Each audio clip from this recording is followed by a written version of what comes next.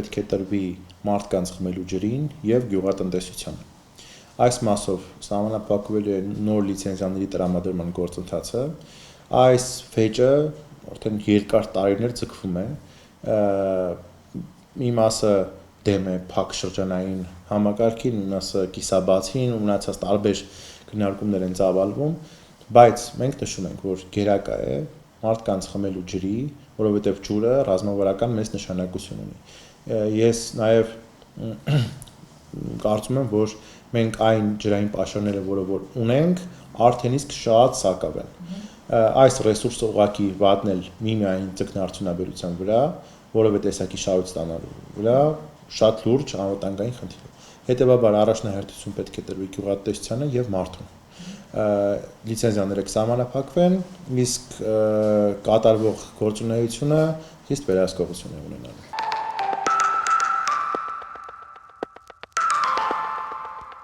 Գիտեք, շատ ցավալի է, օրինակ վերցնենք Ջանֆիդա գյուղը իր ամբողջ լճերով հայտնի էր, որ ամեն ամառ գրեթե տարբեր տեղերից գալիս էին ստեղ մեր լճերում լողանալու, հիմա չկա այդ ջուրը։ Այսինքն ինչ կատարվավ, այսօրվա դրությամբ, որ Հայաստանը հայտնի էր իր խմելու ջրով, չգիտեմ աշխարհում առաջատար երկրների շարքում էր գտնվում, այսօր չկա այդ ջուրը։ Պատճառը նաև, որ սկսեցին զարգ տալ ձկնարդյունաբերությանը ու սկսեցին մեծ քանակով ջրեր, ընդերքիչ ջրերը հանել ու բրախել Արաքս գետը, այսինքն հարստացնելով Կասպից ծովը կամ լիճը, ասենց ասեմ, այսօր մենք ունենք արդեն ցամաքած լճեր, երբեմնի մեծ լճեր այսօր չկան։ Սրա վրա պետությունը խիստ ուշադրություն պետք է դարձնի, որովհետև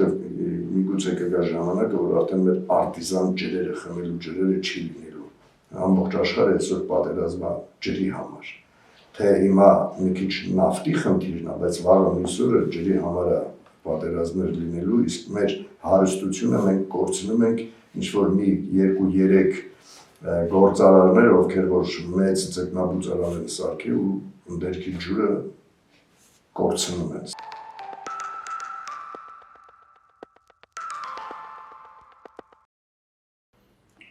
Նայեք, արտիզյան հորերը, խորքային հորերը և մակերեսային օգտագործվող հորերը, դրանք տարբեր են։ Արտիզյան հորերը բնականաբար անխնա օգտագործելը բերելու է և հողերի աղակալման և ջրային պաշարների նվազման։ Ինչ վերաբերում է ձկնարդյունաբերությանը, մենք այսօր ես գիտեմ ջրամբարներ ունենք, որոնք ինքնահոս ջուր ունեն, որ ընդերքից է ջուրը դուրս է, ասենք որում մարդը վայրկյանում 40-50 լիտր ջուր ինքնահոս շատրվանում է։ Նման տնտեսություններ կան, որ այսօր նաև խնդիր ունեն ձկնարդյունաբերության հետ կապված, թույլտվությունները արհեստականորեն ձգձգում են, չեն տրամադրում, դա էլ պետք է կարգավորվի նույն այդ ավազի հանքերի, արդյունահանման, ջրային պաշարների օգտագործման մասով, եթե այդ իմացած խնդիրը լուծվի, ասենք ջրամբարները ջուր ունենան մշտապես, ձմեռվա սեզոնին դեկտեմբեր, հունվար, փետրվար ամիսները ջրանցներում ջուր ունեն, մենք նաև կունենանք հնարավորություն, որ իրականում մեր բաժին ջուրն է, և Ախորյան ջրամբարից եկող, և Արաքս գետի ջուրը, մենք կարող ենք մղել նաև տրամադրել այդ ձկնային տնտեսություններին, նրանք և այդ ջուրը կօգտագործեն։ Բնականաբար արդեն գիտենք մոտավոր այդ ջրային լճերում, բացի երևի իշխան ձկից, ամեն տեսակի ձկներ հնարավոր է ունենալ, աճեցնել և արտահանել։ Այս իմաստով էլ իրոք ունենք խնդիր, կարգավորման խնդիր, ճիշտ մոտեցման խնդիր, և սա ամբողջը բերելու է,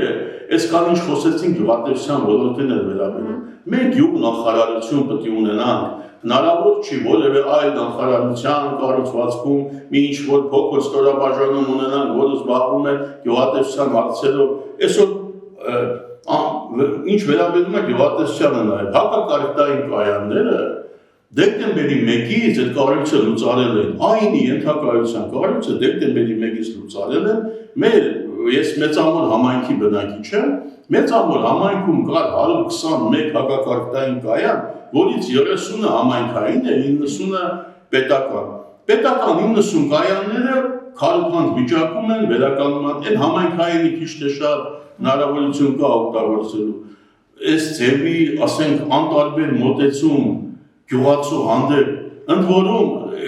կայանները փակվել են կամայական որոշումով, կամայական։ Մեկն ասում արդյունավետ չի, իսկ ով այդ ուսումնասիրությունն արել։ Դու գյուղացիների հետ զրուցել եք արդյոք այդ կայանների արդյունավետություն գնահատողը ուղիղ մենք ենք, գյուղացիներն են գնահատողը։ Իսկ մենք գնահատում ենք, որ բնականաբար կայանները 100%-ով արդյունավետ չեն, բայց գոնե 60-70%-ով արդյունավետ են, որը ինչ որտեղ մեզ բավարարում է։ Մեզ բավարարում է, գոնե թեթև կորուստներից, միջին չափի կորուստներից մենք ապահովագրված ենք։ Սրանից հետո ուղղորդում են ապա ծառայություններն իմացեցու ապահովագրում են ոչ թե քո բերքիդ կորուստ, այլ քո կատարած ծախսերը։